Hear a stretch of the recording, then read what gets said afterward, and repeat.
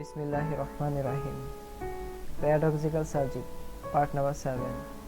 স্রষ্টাকে কে সৃষ্টি করলো? ল্যাম্পপোস্টের অস্পষ্ট আলোয় একজন বয়স্ক লোকের ছায়ামূর্তি আমাদের দৃষ্টিগোচর হলো। গায়ে মোটা একটি শাল জড়ানো, পৌষের শীত। লোকটা হালকা কাঁপছিল। আমরা খুলনা থেকে ফিরছিলাম, আমি আর সাজিদ। স্টেশন মাস্টার রুমের পাশের একটি বেঞ্চিতে লোকটা আঁটোসাঁটো হয়ে বসে আছে। স্টেশনে এরকম কত লোকই তো বসে থাকে, তাই সেদিকে আমার বিশেষ কোনো কৌতূহল ছিল না। কিন্তু সাজিদকে দেখলাম, সেদিকে এগিয়ে গেল। লোকটার কাছে গিয়েই সাজিদ ধপাস করে বসে পড়ল। আমি দূর থেকে খেয়াল করলাম, লোকটার সাথে সাজিদ হেসে হেসে কথাও বলছে। আশ্চর্য, খুলনা স্টেশন, এখানে আবার সাজিদের পরিচিত লোক কোথা থেকে এলো? তাছাড়া লোকটিকে দেখে বিশেষ কেউ বলেও মনে হচ্ছে না। মনে হচ্ছে কোনো বাদাম বিক্রেতা। বাদাম বিক্রি শেষে প্রতিদিন এই জায়গায় বসেই হয়তো রাত কাটিয়ে দেয়। আমাদের রাতের ট্রেন, এখন বাজে রাত 2টা। এই সময় সাজিদের সাথে কারো দেখা করার কথা থাকলে তা তো আমি আগে থেকেই জানতাম। ব্যাপারটা অদ্ভুত। আমি একটু এগিয়ে গেলাম।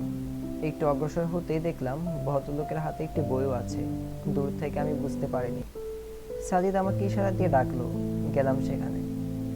লোকটার চেহারায় বেশ চেনা চেনা লাগছে, কিন্তু সঠিক মনে করতে পারছি না। সাজিদ বলল, এইখানে বস, উনি হচ্ছে হুমায়ুন স্যার। হুমায়ুন স্যার? এই নামের কোনো স্যারকে তো আমি চিনি না। সাজিদকে জিজ্ঞেস করতে যাব যে কোন হুমায়ুন স্যার, অমনি সাজিদ আবার বলল, হুমায়ুন রুবায়েত আজাদকে চিনিস না, উনি আর কি। এরপর সে লোকটার দিকে ফিরে বলল, স্যার, এ হলো আমার বন্ধু আরিফ। লোকটা আমার দিকে তাকালো না, সাজিদের দিকে তাকিয়ে আছে, ঠোঁটে মৃদু হাসি। আমার তখন ঘোর কাটছেই না, কি হচ্ছে এসব। আমিও ধপাস করে সাজিদের পাশে বসে পড়লাম। সাজিদ আর হুমায়ুন রুবায়েত আজাদ নামের এই লোকটার মধ্যে আলাপ হচ্ছে। এমনভাবে কথা বলছে যেন তারা পরস্পরকে অনেক আগ থেকেই চেনে। লোকটা সাজিদকে বলছে, তোকে কত করে বলেছি আমার লেখা আমার অবিশ্বাস বইটা ভালো মতো পড়েছিলি? সাজিদ বলল, হ্যাঁ স্যার, পড়েছি তো। তাহলে আবার আস্তিক হয়ে গেলি কেন? নিশ্চয়ই কোনো তেতরের ফাঁদে পড়েছিস। কে সে? নাম বল। পেছনে যে আছে, কি জানি নাম? আরিফ। হ্যাঁ, এই তেতরের ফাঁদে পড়েছিস বুঝি? দাঁড়া, তাকে আমি মজা দেখাচ্ছি। এই বলে লোকটা বসা থেকে উঠতে গেল। সাজিদ জোরে বলে উঠল, না না স্যার, ও কিচ্ছু জানে না। তাহলে? আসলে স্যার, বলতে সংকোচ বোধ করলেও সত্য এটাই যে নাস্তিকতার উপর আপনি যেসব লজিক দেখিয়েছেন সেগুলো এতটাই দুর্বল যে নাস্তিকতার উপর আমি বেশি দিন ঈমান রাখতে পারিনি। এটুকু বলে সাজিদ মাথা নিচু করে ফেলল। লোকটার চেহারাটা মুহূর্তেই রুক্ষ ভাব ধারণ করলো। বলল, তার মানে বলতে চাইছিস তুই এখন আমার চেয়ে বড় পণ্ডিত হয়ে গেছিস? আমার চেয়েও বেশি পড়ে ফেলেছিস, বেশি বুঝে ফেলেছিস? সাজিদ তখনও মাথা নিচু করে আছে। লোকটা বলল, যাকগে, একটা সিগারেট খাবো, ম্যাচ নেই, তোর কাছে আছে? জি স্যার। এই বলে সাজিদ ব্যাগ খুলে একটি ম্যাচ বের করে লোকটার হাতে দিল। সাজিদ সিগারেট খায় না, তবে প্রয়োজনীয় জিনিসগুলো তার ব্যাগে থাকে সব সময়। লোকটা সিগারেট ধরালো, কয়েকটা জোরে জোরে টান দিয়ে ফুস করে এক মুখ ধোঁয়া ছাড়লো। ধোঁয়াগুলো মুহূর্তে কুণ্ডলী আকারে স্টেশন মাস্টারের ঘরে রেলিং বেয়ে উপরে উঠে যেতে লাগলো। আমি সেদিকে তাকিয়ে আছি। লোকটার কাশি উঠে গেল। কাশতে কাশতে লোকটা বসা থেকে উঠে পড়লো। এ মুহূর্তে ওনার সিগারেট খাওয়ার ইচ্ছা নেই সম্ভবত। লোকটা সিগারেটের টুকরা নিচে ফেলে পা দিয়ে একটি ঘষা দিল।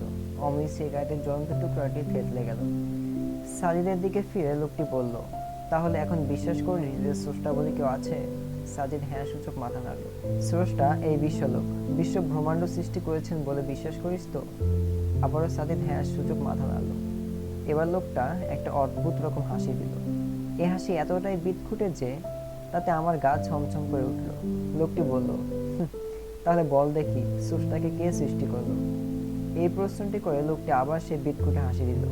সাজিদ বলল, স্যার, বাই ডেফিনিশন স্রষ্টার কোনো সৃষ্টিকর্তা থাকতে পারে না।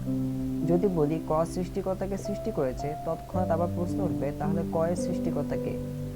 তখন যদি বলি ক এর সৃষ্টিকর্তা খ, তাহলে আবার প্রশ্ন উঠবে, খ এর সৃষ্টিকর্তা কে? এভাবে চলতেই থাকবে, কোনো সমাধানে যাওয়া যাবে না। লোকটি বলল, সমাধান আছে। কি সেটা? মেনে নেওয়া যে স্রষ্টা নেই, ব্যাস। এতটুকু বলে লোকটি আবার সে হাসি দিল।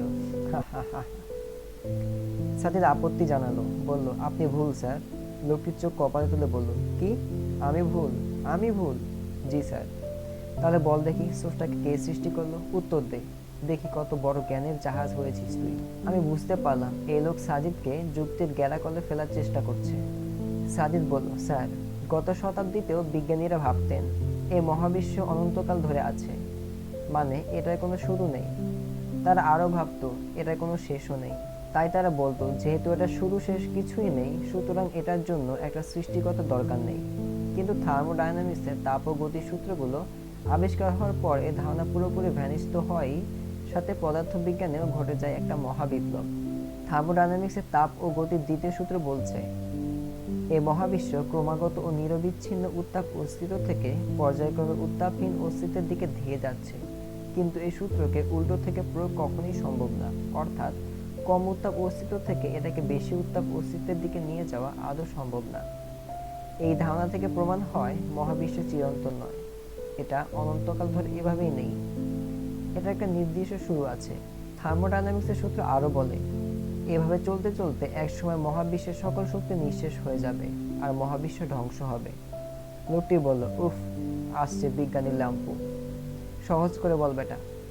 সাজিদ বলল, স্যার, একটা গরম কফির কাপ টেবিলে রাখা হলে সেটা সময়ের সাথে সাথে আস্তে আস্তে তাপ হারাতে হারাতে ঠান্ডা হতেই থাকবে, কিন্তু সেটা টেবিলে রাখার পর যে পরিমাণ গরম ছিল সময়ের সাথে সাথে সেটা আর বেশি গরম হয়ে উঠবে না, এটা অসম্ভব। এটা কেবল ঠান্ডাই হতে থাকবে। একটা পর্যায়ে গিয়ে দেখা যাবে কফির কাপটা সমস্ত তাপ হারিয়ে একেবারে ঠান্ডা হয়ে গেছে।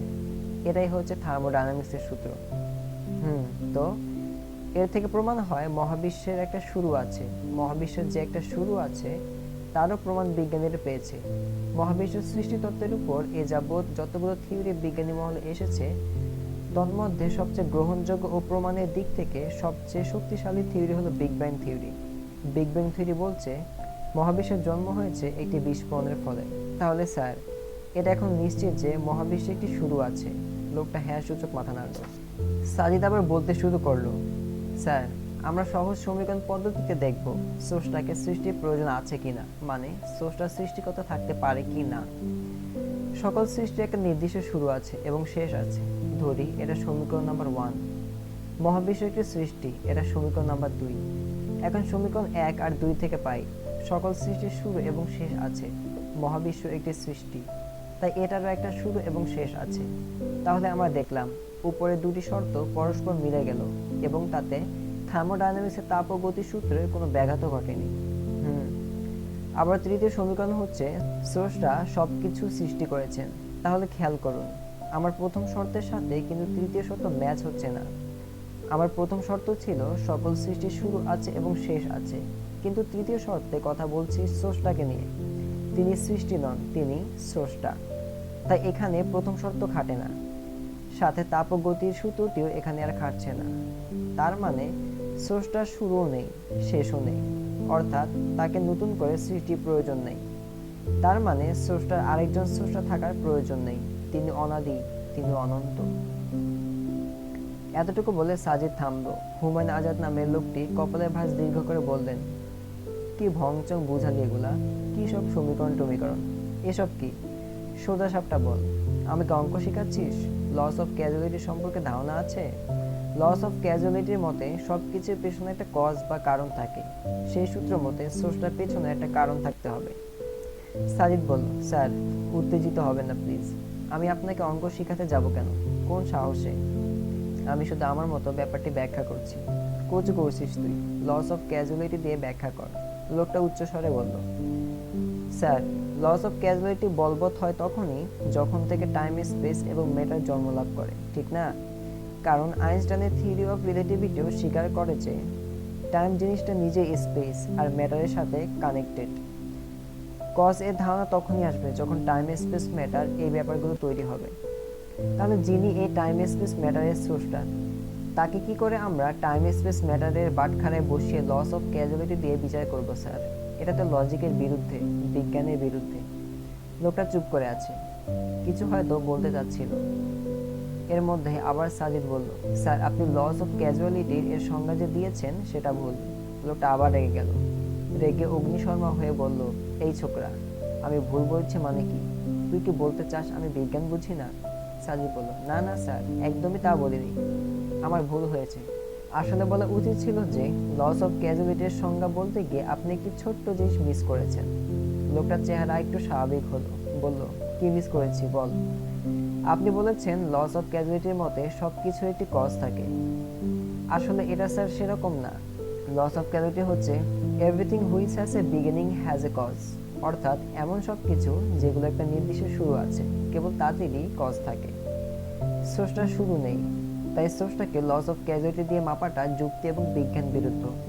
লোকটার মুখ কিছুটা গম্ভীর হয়ে গেল, বলল, তুই কি ভেবেছিস এরকম ভারী ভারী কিছু শব্দ ব্যবহার করে কথা বললে আমি তো যুক্তি মেনে নেব?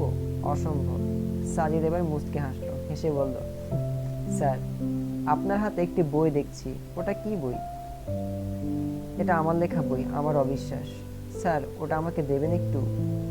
এই নে ধর। সাজিদ বইটা হাতে নিয়ে উল্টালো, উল্টাতে উল্টাতে বলল, স্যার এই বইয়ের কোন লাইনে আপনি আছেন?